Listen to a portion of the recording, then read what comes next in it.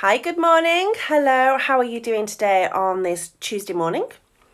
And I'd love to know where in the world you are, so let me know in the comments below. And it's great to have you here. Say hi. If you're watching live, hello. If you're obviously watching the replay later on IGTV, hello as well. Still please interact, even if you're not watching live, and that'd be fantastic. And it's welcome to another Mumpreneur Magic episode. And I'm excited to share some tips, tricks, strategies that you can use that are easy to implement into your business. We talk about a variety of different subjects, and it's bite-sized training. Busy moms, we haven't got time for lots of waffling on, so I try and keep things nice and simple, to the point, and it's about 15-20 minutes is my ideal. Okay, so nice bite-sized stuff. You will go away with some actual things that you can implement. Okay, so you will go away each episode with something to do. Okay, but as I say, it's going to be simple to implement. So I'm actually going to be talking about balancing homeschooling and running a business. Now, I think what's happened is during lockdown, people have got a bit of a taste for homeschooling, or they might have always fancied doing it, and then obviously lockdown gave them a reason to try it. But the numbers of people homeschooling now have gone up considerably.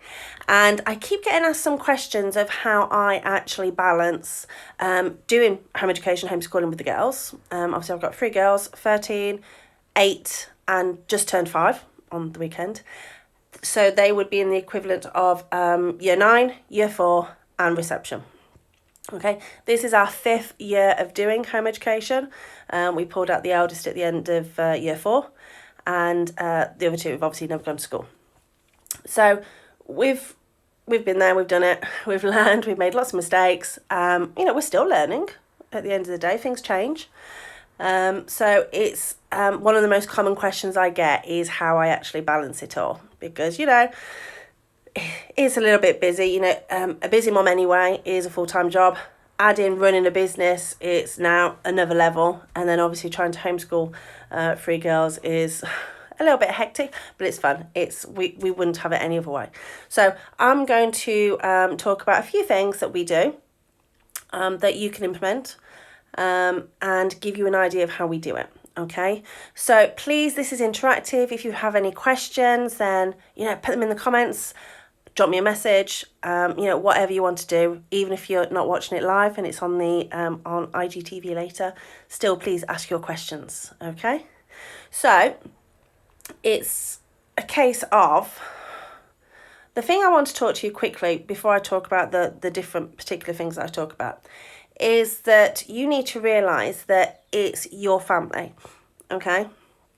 And before we do anything else, I think it's very important you need to realise and acknowledge that the decisions and how you do things for your family are right for you, okay? Now, some of the things that I do are obviously right for me, but they might not be right for you. My friends who home educate, some of the stuff I do, they don't do, and vice versa. Because you have to make the decision as a family, what is it that works for you? Okay, so I just want to give you that little bit of a caveat before we do anything. It's your family. Okay? So you need to, as we're going through some of these things, you need to think about, always top of mind, your family and what your needs are. Okay, because obviously if you've got children who have got learning needs, if you've got children who have been bullied, have got anxiety, if you've got children who have got medical needs, things are going to be slightly different for you. Okay, so I just wanted to get that out there quickly. The first thing that I do is I have a very loose plan or schedule of what's going to happen, because basically I'd lose my shit otherwise, because my head would just explode. between all the school stuff or the business appointments or the clubs, the activities that we do, it's bonkers. Okay, so we have a very loose schedule of what's going on from a business point of view. So obviously this is blocked out in my diary. I've got a free workshop tomorrow, an online class. So that's obviously blocked off in my diary. And then it's a case of any appointments or any events that are going on. They're all in the diary. Now, normally, without COVID, we would have activities to go to as well. So there would be gymnastics, there would be meeting up with friends to do projects together, there would be workshops, events, all different things. So obviously they'd be in the diary as well. But things are a little bit different at the moment, so our days are a little bit lighter, shall we say. So all appointments go in your diary. As even personal appointments, so even trips to the doctors, dentist, whatever it is. Okay, so everything goes on a schedule. I also have in the kitchen a magnetic whiteboard, and it's got 4 different columns. So in the first column is anything homeschool related. Then each of the girls have their own column. So it lists what activities it is. So pretty much for 6 days a week, there's martial arts. Monday to Saturday, we have Sunday off. Then there's also swimming lessons, there's dance lessons, and then after Christmas is going to be brownies for the 8-year-old. So everything is on that magnetic whiteboard, so that everybody knows what's going on. Okay, and then I have a rough little, I've noted it down, and I'll think about what do I want to focus on for the week for the girls. So it would be what topics we want to talk about. So the girls really want to be learning about World War One at the moment. They also want to be learning about, the younger one wants to learn about the weather. And we're going to start learning about the Great Fire of London. So we've got an idea of what we want to do. We also add in time for arts and crafts, science experiments, maths games, things like that. So it's there. So I've got a bit of an idea of what do I want to focus on of an afternoon, for example. And it's just a little bit of an idea, because then that way it gives me the focus of, right, okay, I need to find some resources. I need to have an idea of what do we want to cover particularly and specifically for this particular topic. Okay, and then at the morning, we'll do a little bit of work, and it'll be things like phonics, reading, some online maths, or some workbooks, or some worksheets, whatever it is, and that's what we'll do. So it's a little bit more independent stuff that they can be doing. So that's our loose schedule, and I recommend you have, that loose schedule for you. And you put everything in so you can, keep yourself a little bit sane, keep yourself a little bit organised, and then that'll make you feel a little bit more relaxed. Okay, so that's number 1, have a loose schedule.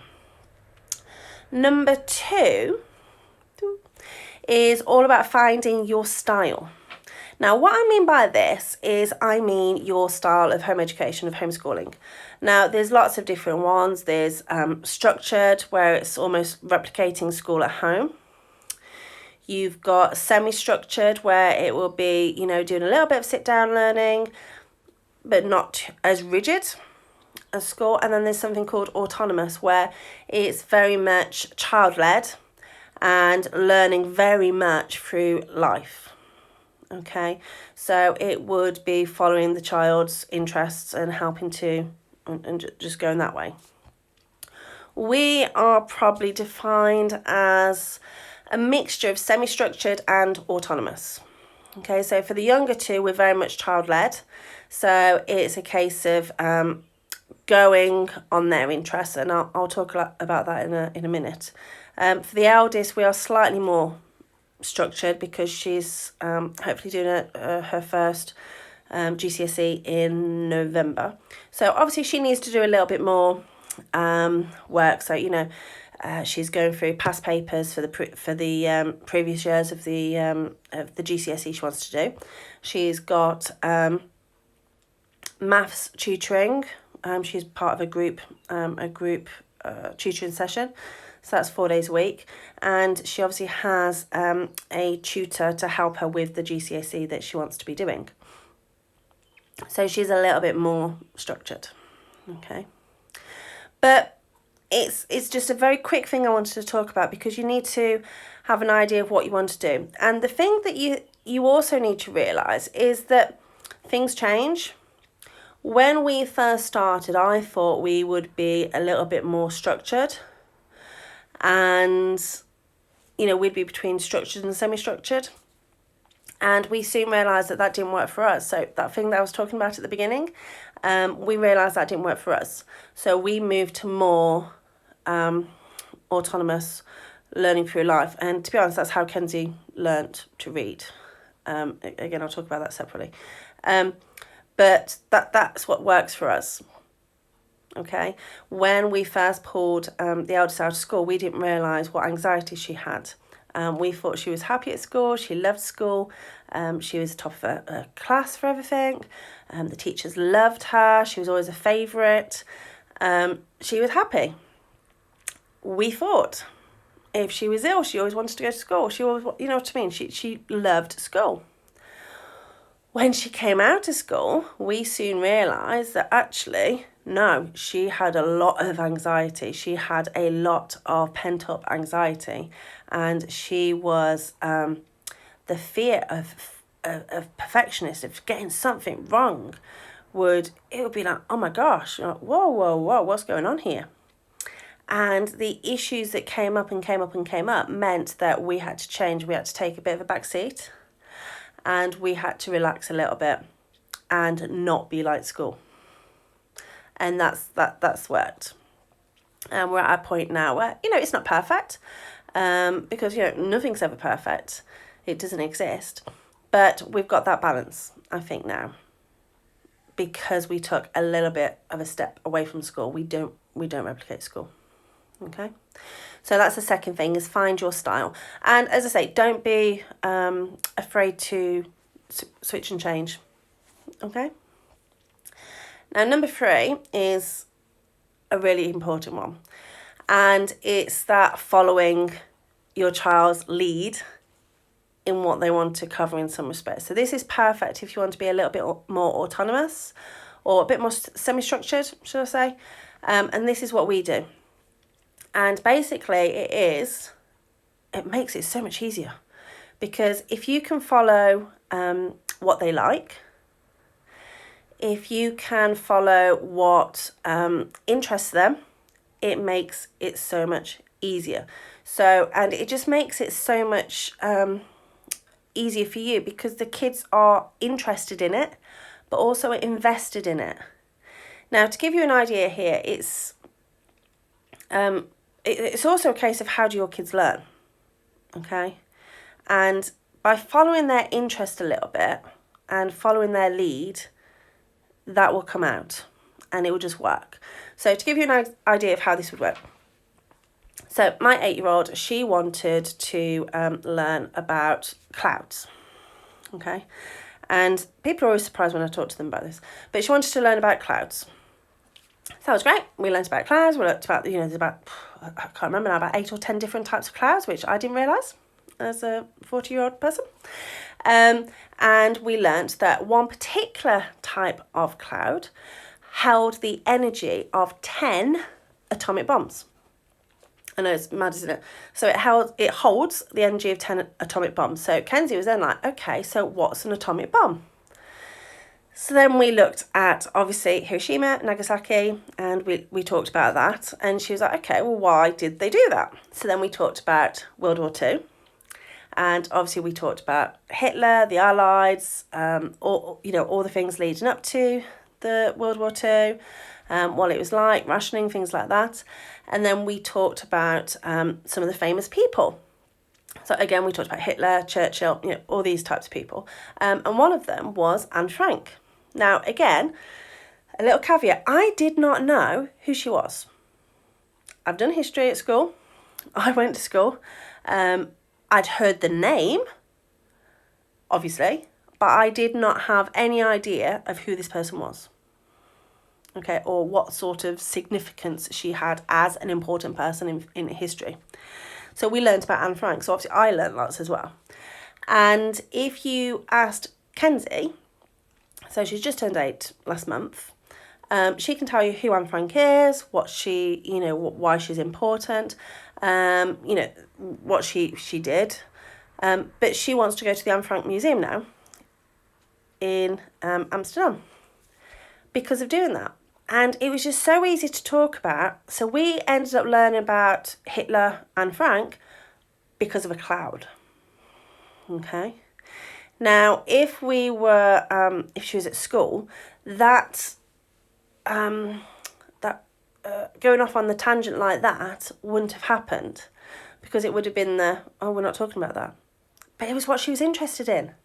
And it was just so easy, and it was just very natural, and we just followed it and followed it and followed it, where it went, where the path went. Another example is learning to tell the time. So it was a case that if, when Megan was at school, she had a whole term of learning to tell the time. Okay. And she found it so boring. Whereas Kenzie actually learned to tell the time after a 10-minute conversation. This is no exaggeration here, because she was interested. She kept asking questions and questions and questions about the time and things like that. And I just said to her, would you like to learn about it? Would you like to learn to tell the time? I said, yeah, yes, please. And she was really excited. So we sat down and we just had a 10-minute conversation. She can now tell the time because she was interested. She was interested in that moment. So all of the information just got absorbed, and she wanted to learn it.